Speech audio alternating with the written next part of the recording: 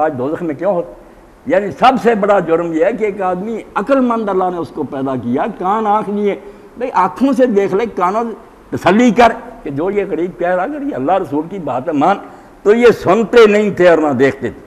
اولئک الذین خسروا انفسهم وضل عنہم ما کانوا یفترون۔ تو نتیجہ یہ ہوا کہ ان لوگوں نے اپنا بیڑا غرق کیا، کسی کا کوئی نقصان نہیں کیا، نہ وقت سنبھالا، نہ ہوش کیا، اور نہ اپنی بات جو تھی نا درست اس کو قبول کرنے کی توفیق ہوئی۔ اب یہ تباہ ہو گئے، کسی کا کیا بگڑا، جہنم میں اب جلتے رہیں گے، نقصان اپنا ہوا، دین کا کچھ نہیں بگڑا۔ وَضَلَّ عَنْهُمْ مَا كَانُوا يَفْتَرُونَ۔ اور جن سہاروں پر یہ بھروسہ کیے ہوئے تھے نا کہ ہماری مدد کے لیے اولیاء آئیں گے، فرمایا سارے گم ہو گئے۔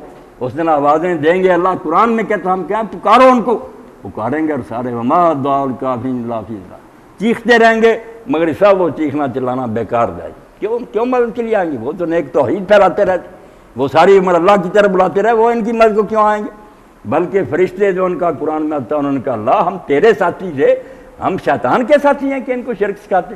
ان کی اپنی بدبختی ہے کہ یہ ڈاکوؤں کے ہاتھ پہ چڑھ گئے، ہم نے یہ باتیں کبھی نہیں ان کو سکھائی، توبہ توبہ، ہمارا ان سے کیا تعلق، ہم تو تیرے دین کے حامی تھے۔ تو اللہ فرماتا ہے اپنا بیڑا غرق کر بیٹھے، جن کی مدد کے امیدوار تھے وہ گم ہو گئے، کوئی نہیں آیا۔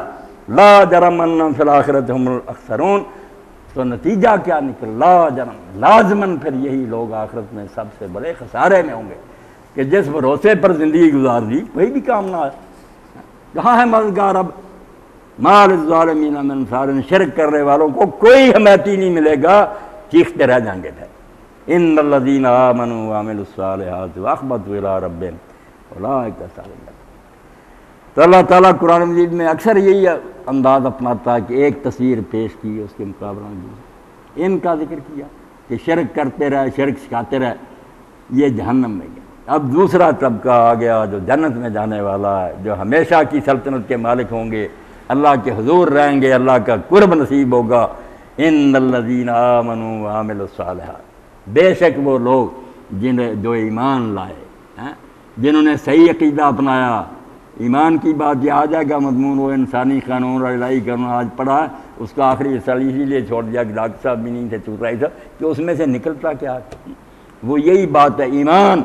جب لوگ اللہ کے رسول کو سچا مان لیتے ہیں نا اور یقین کر لیتے ہیں کہ یہ انسان کا بنایا قانون نہیں، اللہ کا ہے، اور کوئی پولیس دیکھے نہ دیکھے، کوئی سزا ہمیں ملے نہ ملے، اللہ دیکھ رہا، اور اس کی بارگاہ میں پیش ہونے ہوں گے تو وہاں کوئی بچانے والا نہیں۔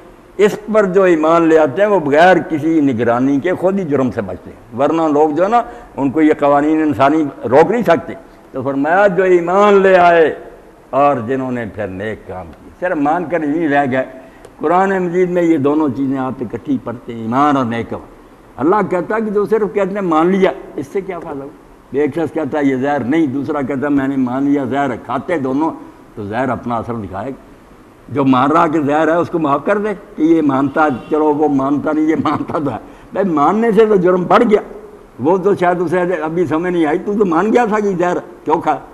اس لیے یہ کوئی رعایت نہیں کہ کلمہ گو ہیں جن کو معافی، ظلم کرتے ہیں، دین سے ٹھٹا کرتے، مانتے ہیں تو پھر کرو نیک کام۔ مردہ ایمان کے نائب درم، علامہ اقبال فرماتے وہ ایمان مرا ہوا ہے جو پریکٹس میں نہیں آتا، نماز اللہ کی طرف فرض سے پڑھتی ہی، زکوٰۃ دو اللہ کا حکم ادا نہیں کرتے۔ ایسے ماننے کا کیا فائدہ؟ اپنے خلاف اللہ کو ثبوت دے رہے، حجت قائم ہو رہی ہے کہ تم جانتے ہو کہ یہ حکم ہے۔ تو فرمایا جو اللہ کی باتوں کو سچا مانتے ہیں اور پھر وہ نیک کام کرتے ہیں جس کا دین نے حکم دیا۔ اور ساتھ بڑی پیاری بات کی، حکیم صاحب بھی صوفیہ کی بات کر رہے تھے۔ اب صوفیزم بھی جو نا وہ ٹھیک ہے، گمراہی رہ گیا، نہ کوئی جہاد نہ کوئی، ورنہ جو کام شروع کیا تھا جس پر بنیاد رکھی تھی کہ یہ احسان ہے، وہی چیز ہے جس کو حضور نے فرمایا تھا احسان ایسا ایمان اور اسلام کے اگلا درجہ کہ عبادت ایسے کرے جیسے اللہ کو دیکھ رہا۔ بات تو بڑی تھی کہ دین جو ہے اس میں کوئی جان بھی ہونی چاہیے، رسمی چیزیں کہ میں نے لوگوں کے سامنے رکوع سجدے کر دیے، دل میں اللہ کی کوئی محبت نہیں۔ تو اللہ کہتا جو اللہ کو مان گئے، دین کو سچا جانا اور نیک کام کیے، وَأَخْبَتُوا إِلَىٰ رَبِّهِمْ، اور بجائے تکبر کے اور غرور کے ہر وقت وہ اپنے رب کے سامنے جھکے رہے۔ آپ دیکھتے ہیں نا پست زمینیں، کوئی زمینیں اونچی ہیں، کوئی نیوی زمینیں، ان کو عربی میں خبط کہتے ہیں، وہ زمین جو نچلی ہوتی ہے نا پست، اس کو خبط کہتے ہیں۔ اخبتوا الی رب، سارا کچھ کرنے کے باوجود ان میں کبھی یہ غرور پیدا نہیں ہوا کہ ہم بڑے کارنامے سر انجام دے رہے ہیں. وہ اپنے رب کے سامنے ہر وقت سر جھکائے رہے کہ یہ توفیق جو ہے اللہ کی طرف سے، ورنہ کچھ نہیں. اسی لیے امام جعفر الصادق فرماتے ہیں کہ صدیق مسجد میں داخل ہوا اور ایک جو تھا نا فاسق داخل ہوا. جب نکلا تو فاسق صدیق بن گیا اور صدیق جو تھا وہ فاسق شمار ہوا. صدیق نے بڑے غرور سے کہا کہ میں نے یہ عمل کیا، یہ اللہ نے کیا سوچتا، کیا حصہ اس میں تیرا، تو میرا بنایا ہوا، ایمان کی دولت میں نے دی، بولنے کی توفیق دی، کلمے میں نے سکھائے، تو بجائے اس سے کہتا کہ اللہ کی مہربانی، تو ناز کرتا. عجب جو ہے نا، اس کو اللہ کے رسول نے فرمایا بہت بڑا گناہ، کہ اپنی عبادت اور عمل پر آدمی نازاں ہو جائے کہ میں بہت اعلیٰ کارنامے سر انجام دے، شکر گزار نہ ہو.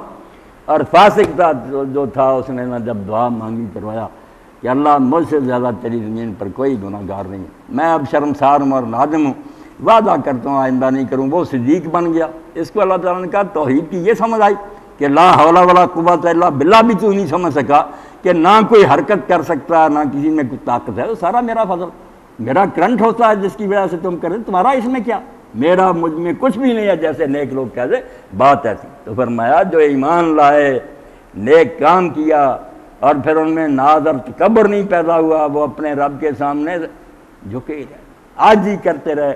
اولئک اصحاب الجنہ، یہی لوگ ہیں جو جنت والے ہوں گے. جنت کے باغ صرف ان کو الاٹ ہوں گے، ہم فیہا خالدون، وہاں یہ پھر ہمیشہ رہیں گے، نہ موت آئے گی، نہ بڑھاپا، نہ بیماری، نہ نکالے جائیں گے، نہ اکتائیں گے کہ تنگ آ گئے، نہیں، وہاں ہر روز نئی دنیا ہوگی، ترقی رہیں گی. اور آخر میں پھر اللہ تعالیٰ نے بالکل فضل کا جیسے کہ نا خلاصہ نکال دیا، مثل الفریقین کلاما ولا سمع ولا بصیر. اب یہ دو گروہ ہیں لوگوں تمہارے پاس، ایک گروہ ہے اندھا اور بہرا، نہ دیکھتا ہے نہ سنتا، یہ مشرک اور بدعتی ٹولہ ہے. والبصیر ہے والسمیع، ایک مومن اور موحدین کا ٹولہ ہے جو دیکھنے والے ہیں اور سننے والے ہیں. یہ تندرست ہیں، آنکھیں بھی کھلی، ہر وقت غور و فکر کرتے ہیں، مطالعہ سنتے بھی ہیں. وہ ہیں بہرے رندے. یہ ہے ان دونوں فریقوں کا حال. حال یستویان مثلا. پھر سوال کیا کہ اندھا اور سجاکھا، بہرا اور سننے والا برابر ہو سکتے ہیں؟ دنیا میں بھی ان کا انجام طریقہ الگ الگ ہوگا، کوئی ٹھوکریں کھائے گا، کوئی ٹھیک چلے گا، آخر میں نتیجہ الگ الگ آئے گا، کس طرح برابر ہو جائیں گے؟ افلا تذکرون، تم کیوں نہیں غور و فکر کرتے، سوچے کیوں نہیں؟ کس راہ پر چلنے والے کسی اور جگہ پہنچیں گے، دوسرے راستے والے جو ہیں وہ انعام کے مستحق ہوں گے. اب ان سے چن لو، جہاں جانا چاہتے وہ راستہ پسند کر لو، یہ آپشن تمہارے اپنے ہاتھ میں ہے، جو کرو گے وہ سامنے آ جائے گا. وآخر دعوانا الحمدللہ رب العالمین.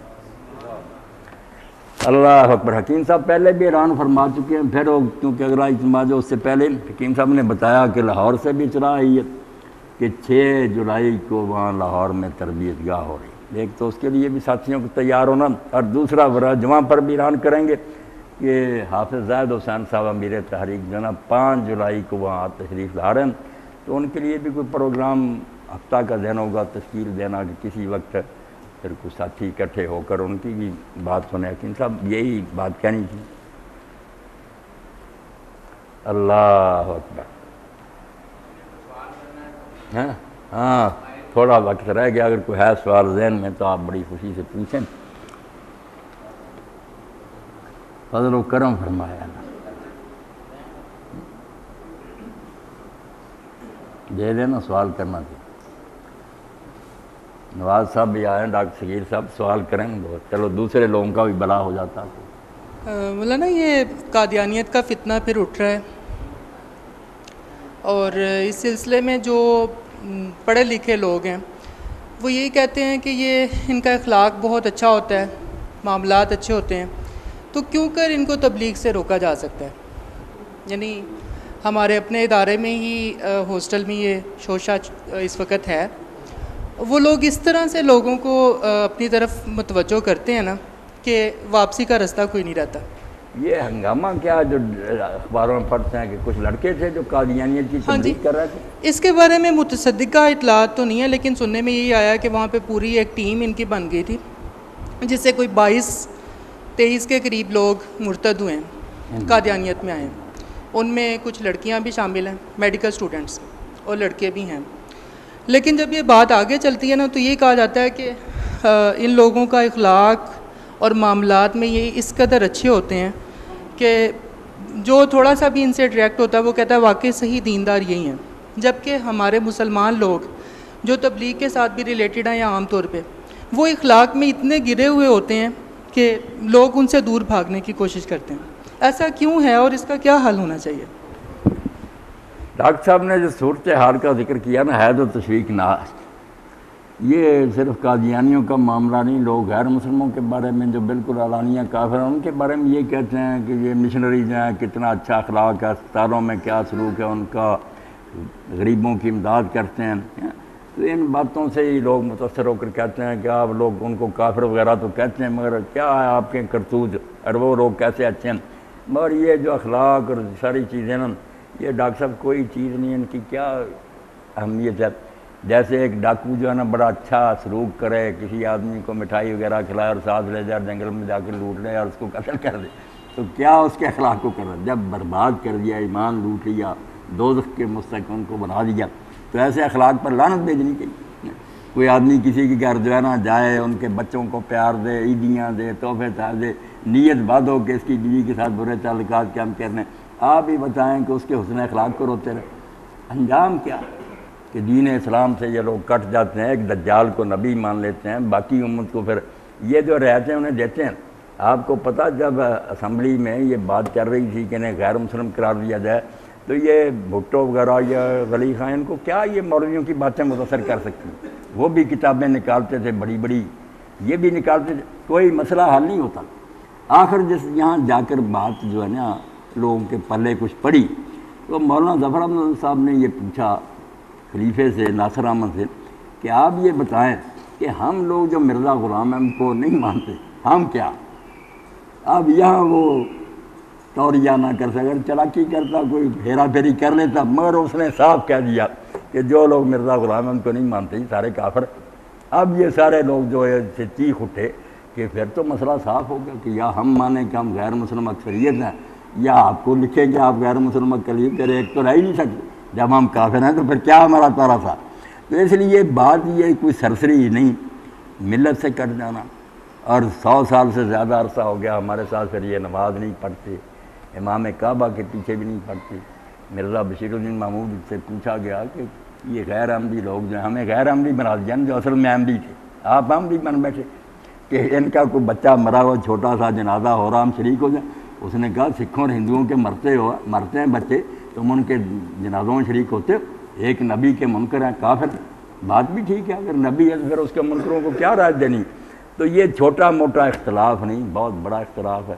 اس لیے علامہ اقبال جیسا آدمی جو پہلے ان سے اخلاق سے متاثر تھا، باقی اس نے لکھا کہ قادیان میں ایک تحریک نکلی ہے، وہ ٹھیٹھ اسلام کا نمونہ ہے، بڑے اچھے ہیں، مگر یہ سارا دجل و فریب جب سامنے آیا کہ یہ تو امت کو ٹکڑے کرنے والی بات، بجائے وحدت پیدا کریں گے، پہلے کچھ مسلمان ہیں ان کو بھی ساروں کو کافر قرار دو اور آپ مسلمان بنتے پھر۔